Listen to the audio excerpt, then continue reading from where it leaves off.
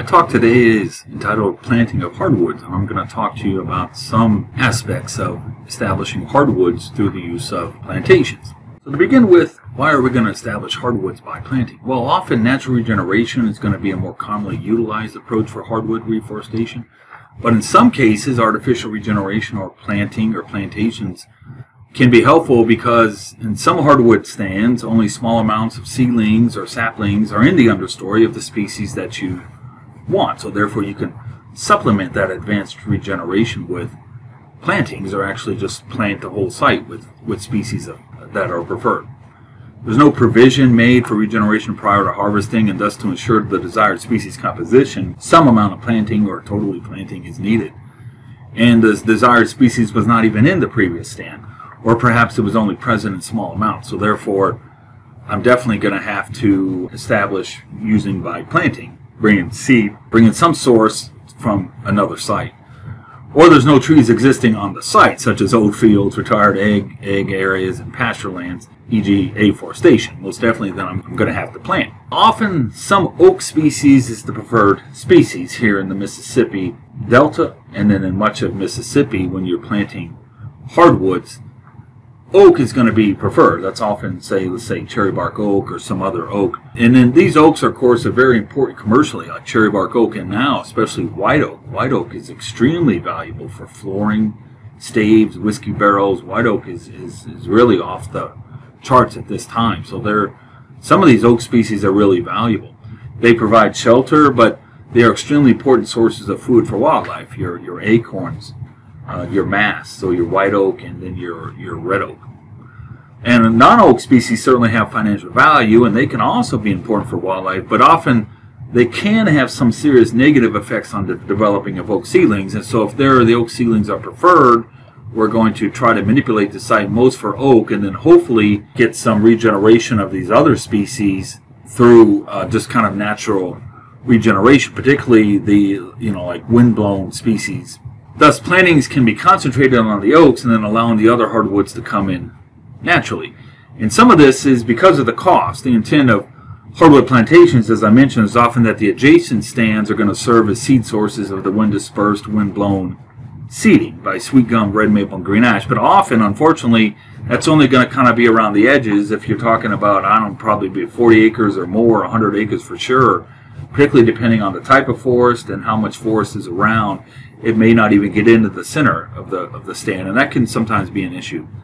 But definitely there's a distinction between bottomland and upland plantings, bottomlands and uplands, when you're talking about hardwood plantations. And the hardwoods are very site-specific. Unlike loblolly and many of the pines that can kind of be planted on a variety of sites, it's going to depend on the amount of help that you're giving, say longleaf or shortleaf, to stay on that site, particularly when we're taking away fire.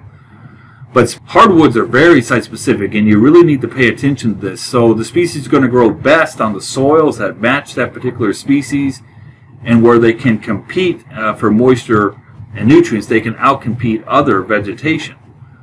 So a bottomlands hardwood stand refers to hardwoods growing on floodplains, floodplain sites. So a floodplain can be defined as any land area susceptible to being inundated by floodwaters from any source, and that can be river and creek bottoms or bottomlands, and then swamps. And so here you have this river, and of course when it floods, it can flood these areas, and it's going to deposit minerals and soil particles when it recedes back.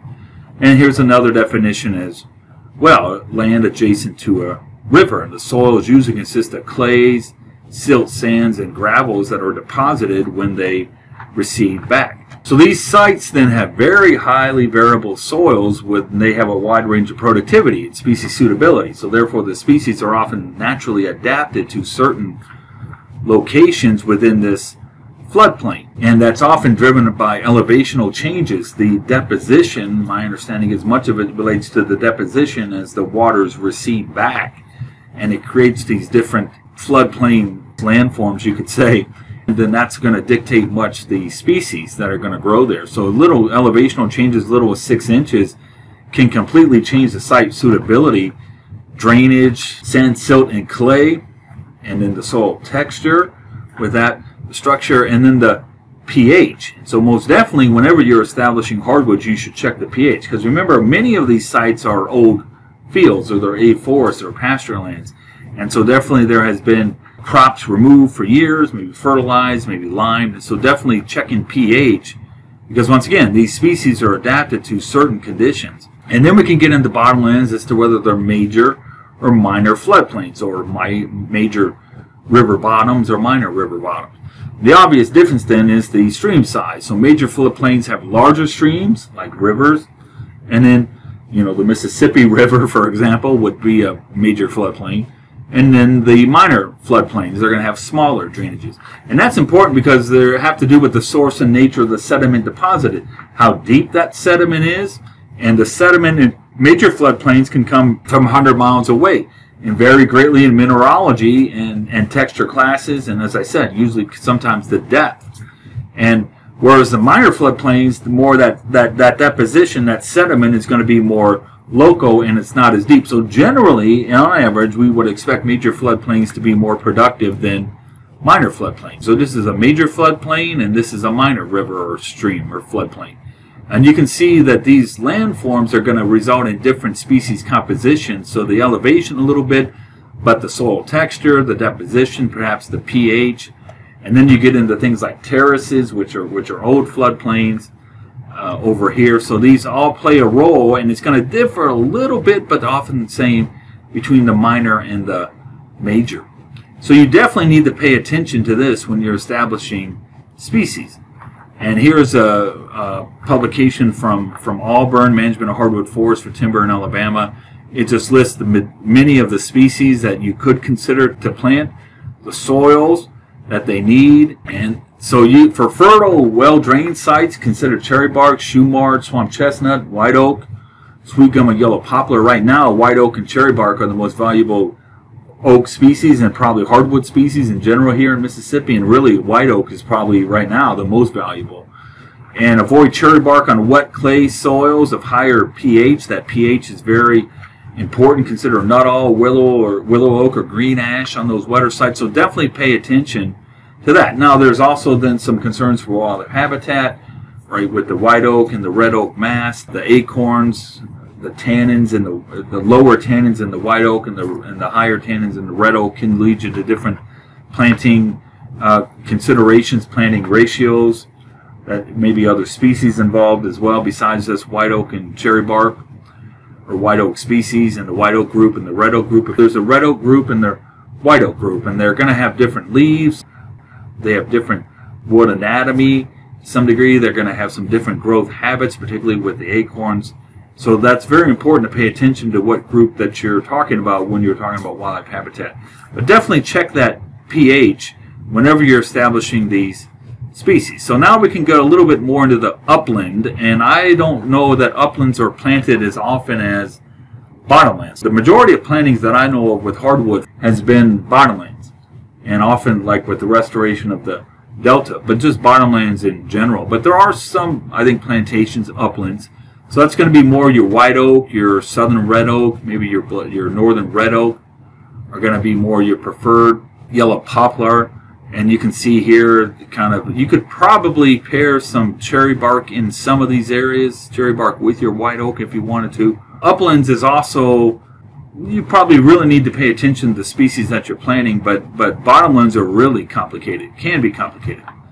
So a very good publication is Baker and Broadfoot, and I'm not going to get deep into this, but it gives you this site quality score, and it's based on physical condition of the soil, moisture variability, nutrient availability, and soil aeration.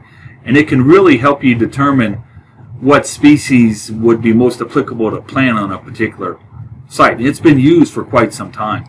And then, of course, we have machine planting, and this can be very good to get the right depth. Like pine, these hardwoods are often going to be 1-0 seedlings, so 1 year in the nursery for the most part if you're planting seedlings. But they're going to have larger root systems, more fibrous root systems.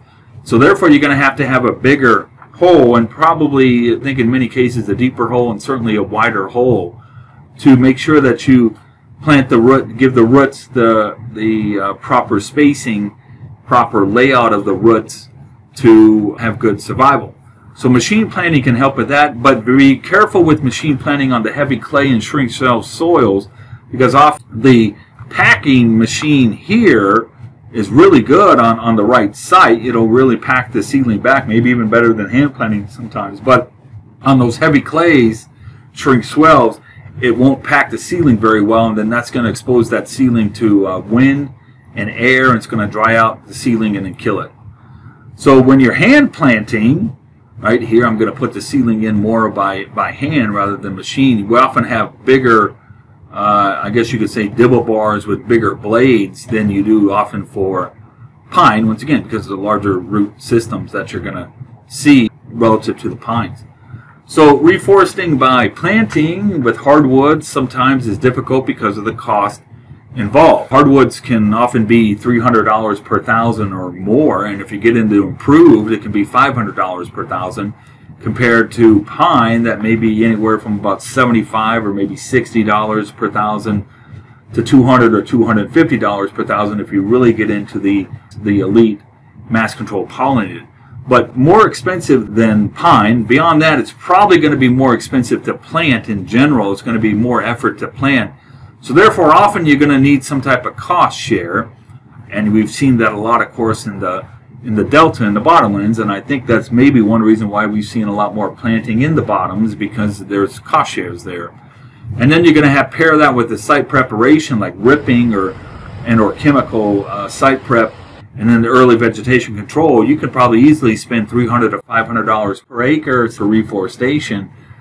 Unlike pine, where maybe you can get a financial return at 15 with a first thinning, if you can do that, and then a final clear cut at 30, maybe a second thinning or a first thinning at 22 on a chip and saw, right? You're going to have to probably wait 30 to 35 years for a first thinning in hardwoods and then a final clear cut at 50.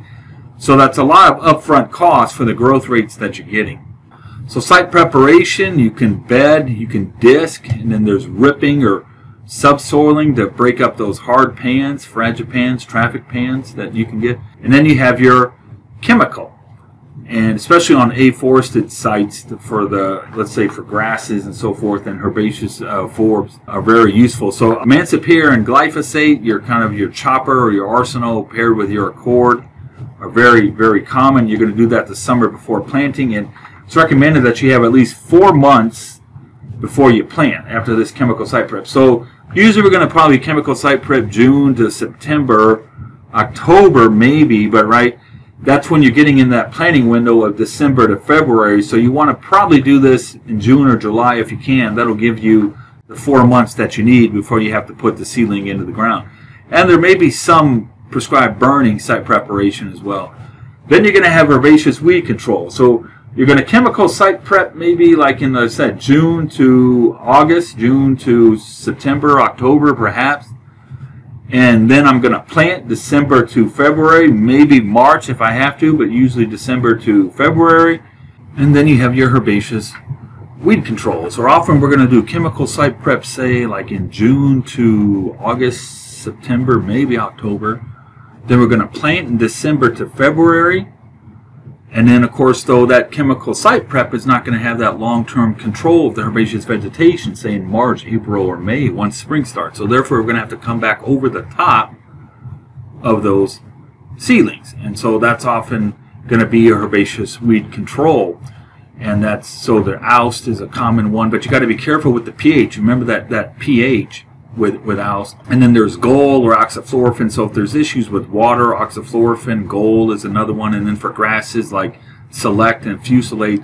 But there's chemicals are not as many as pine. And then you really got to kind of watch your application rates a little bit too. Now let's talk about money. Right now, hardwoods are really doing well in oak. So we look here in the Southwest, $35 and $24 per ton versus 19 for saw timber and chip and saw, but the hardwoods is even better than pine poles. And if you look at the statewide, so right now hardwoods are very competitive in that sense. And here's just an example of the white oak. So this is from Missouri. Why am I using this? Because this is one where you can actually see the breakdown. Here you can't really break this down into white oak and red oak. You just have oak, saw timber, and mixed hardwood. But here is white oak stave for barrels.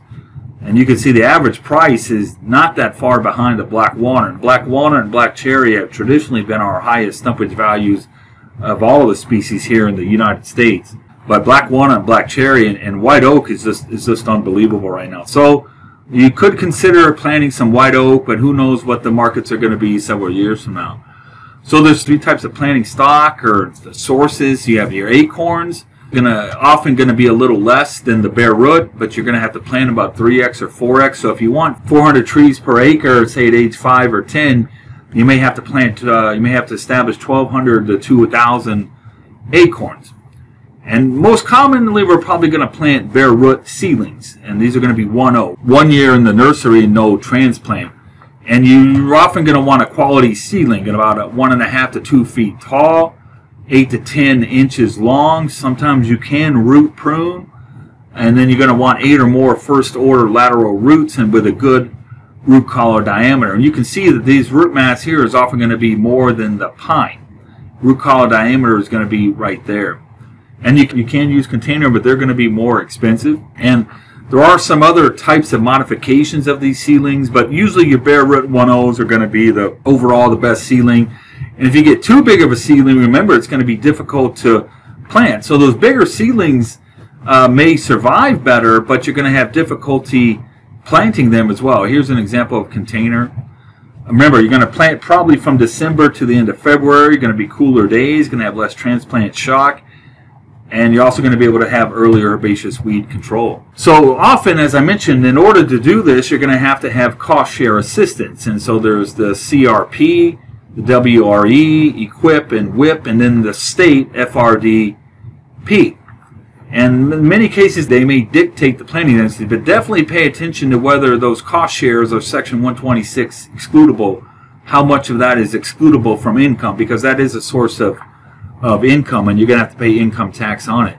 So what are some planting densities? Well, traditionally we've planted 300 to about 450 seedlings per acre for hardwoods, and many perhaps because of the cost involved with the seedlings and actually getting them into the ground. So often, like on a 12 by 9 or 12 by 10, some people use 10 by 10, 436. Many people prefer 12 feet between rows. So you're going to have more seedlings within a row. You can maybe reduce your site preparation costs, your planting costs if you're machine planting, maybe less cost with herbaceous weed control. And a good one is for a mix of timber and wildlife, around 436 seedlings per acre. Once again, you're going to expect that some other species are going to come in naturally, say like your wind-blown species like sweet gum, red maple, or green ash.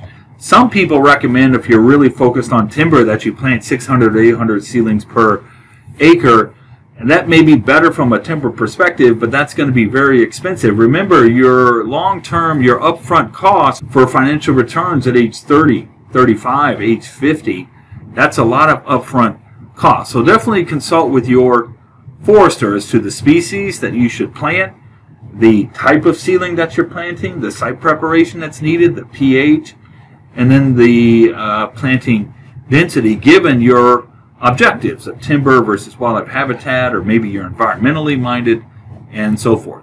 Thank you.